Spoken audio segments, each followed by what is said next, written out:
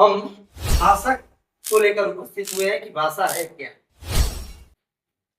मानव अपनी विचार की अभिव्यक्ति करता है, उसके मन में जो भाव आते हैं, विचार आते हैं, उसको दूसरों के माध्यम किसी माध्यम से दूसरों के पास पहुंचाता है, क्या कहना चाहता है, और जिस माध्यम का सहारा लेता है उसी को भाषा कहते हैं।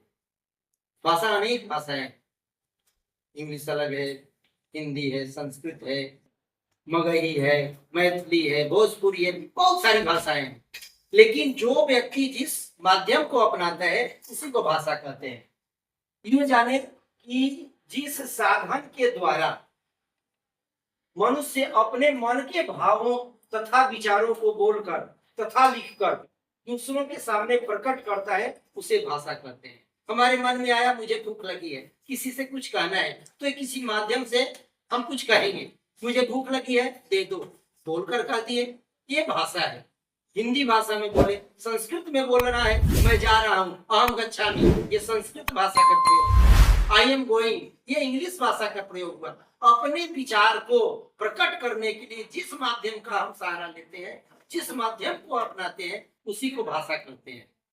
भाषा के मुख्य रूप से दो रूप होते हैं, एक तो लिखित भाषा और दूसरा सांकेतिक भाषा।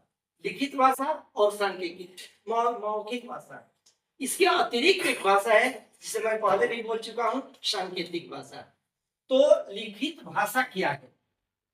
जब हम अपने विचार को लिखकर दूसरों के सामने प्रकट करते हैं तो उसको लिखित भाषा कहते हैं।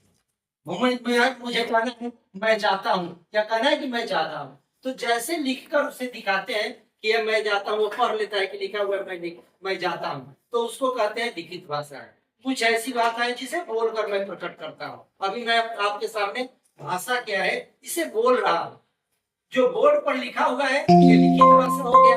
अब मैं जो बोल रहा हूँ, मेरे मुख से जो वाणी निकल रही है, इसको हम मौखिक भाषा कहते हैं। और इसके अलावा एक और भाषा जिसे हम सांकेतिक भाषा कहते हैं। जैसे हम गार्जियन के सामने बच्चे बैठे रहते हैं, उनके मित्र आते हैं और गेंद खेलने के लिए कहना है तो कुछ बोलते नहीं, गार्जियन का डर है, लिखते नहीं, गार्जियन का डर है, आंखों में इशारे कर देते हैं, मैंने चलना है, गेंद खेलने चलना है, इशारा कर दिए, बॉल का इशारा किया होता है, यानी कि संकेत दे दिए और बच्चा भाग जाता है, खेल के मैदान में चला जाता है। इस तरह भाषा को लिखित और मौखिक दो रूप होता है। एक अतिरिक्त सांकेतिक भाषा भी होता है जो संकेत के माध्यम से प्रस्तुत किया जाता है।